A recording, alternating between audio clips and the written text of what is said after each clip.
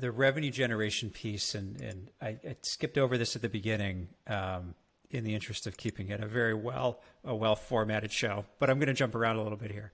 Yeah, absolutely. When you walk into the owner of a building, when you walk into their office, you set a meeting with them, and you say, "Hey, we're Sextant Stays, and this is what we do, and we want to take over your entire building, and we want to run it this way."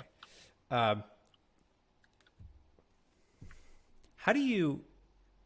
How, so many questions. How do you approach that conversation, and what are some of the hurdles that you might run into? Because again, and I'm going to tie this back to sort of the traditional hotel world. If you're working for a management company in a hotel space, almost guaranteed somebody else owns that building. Now that building has always been a hotel, and they've made the decision whether or not they want to run it as a hotel on their own, or that they want to go and hire a third-party management company to take care of that for them.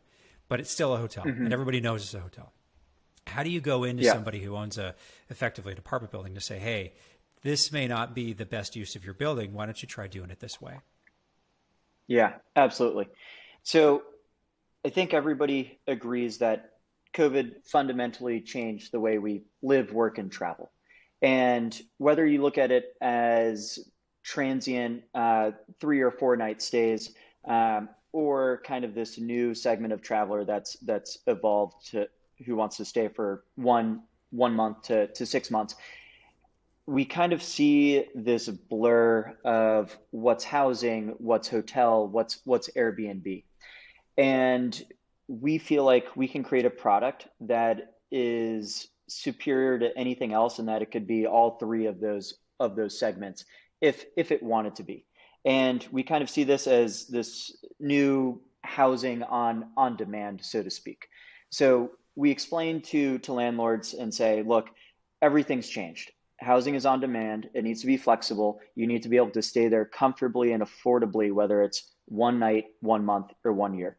And that's what our product does.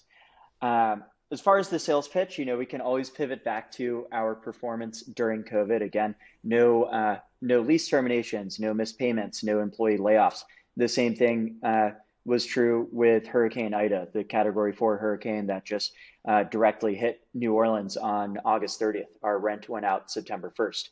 So we've always been there, even though we're not as big of a name and we don't have the same balance sheet as some competitors or a big company like Marriott. In a lot of ways, we're more sustainable and more reliable.